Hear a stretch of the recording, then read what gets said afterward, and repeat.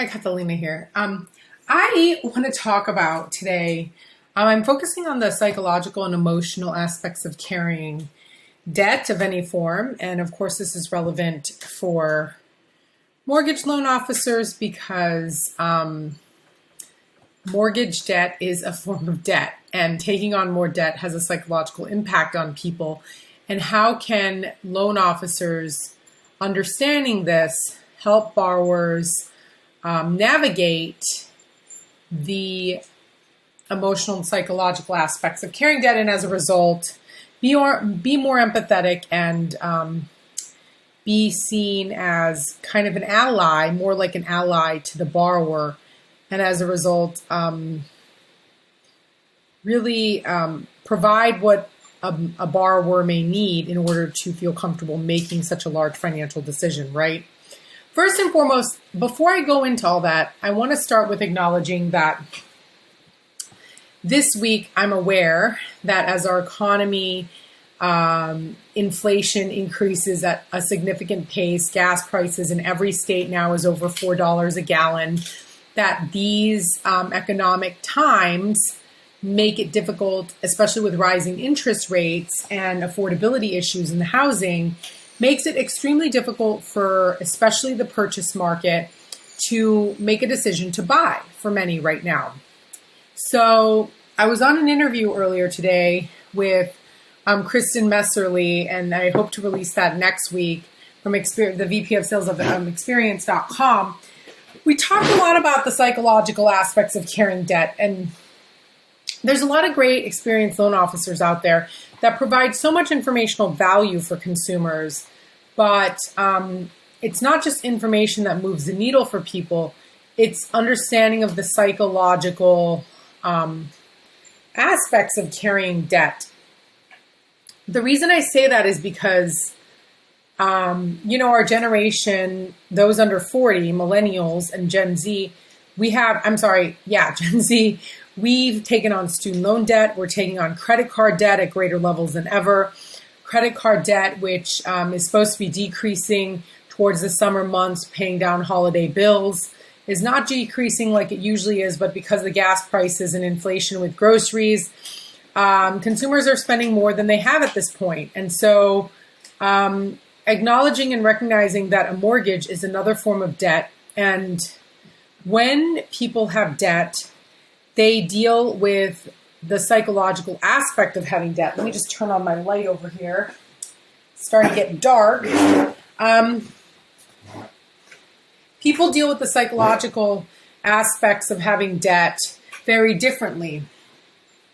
For example, I'm sure we all have heard of the fight or flight response, right? So there's people who see experience pain, experience hard times or hard situations by fighting. Like they have the fight response. And then there's people who experience hardship, hard times by flight, by fleeing the situation. And so if a borrower gets turned down because of DTI issues, credit issues, whatever it is, they may never try to get a mortgage again, or they may wait 10 years or a lot of years because they have the flight response. And then there's also borrowers who, if you tell them no, they want to know every reason why. They want to know exactly what they need to do to proactively try to pre-qualify themselves in the future, right? But understanding whatever that borrower's response is and help and being empathetic, but also empowering them with the knowledge, but being empathetic that they're going through, that this is a hard time, right? To make a decision to buy, and having that empathy and showing support, even if they don't originate right now, nurturing them and assisting them down the line could mean not a loan today, but a loan in fill in the blank, 6 months, 9 months, 12 months. But not just, it's not just one and done, right? But there's methods to talk to consumers to make them feel cared for, to nurture them.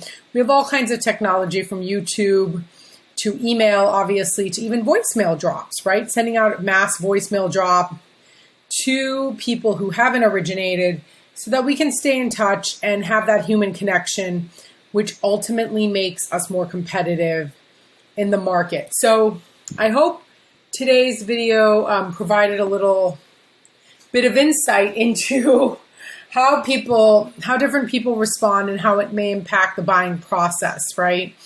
Like if you're told this payment's going to be X amount of money, let's say your mortgage payment's going to be $2,100 after taxes and insurance, and they're currently paying $1,700 in rent, there may be some kind of fear, hesitancy, not knowing, can I really do this?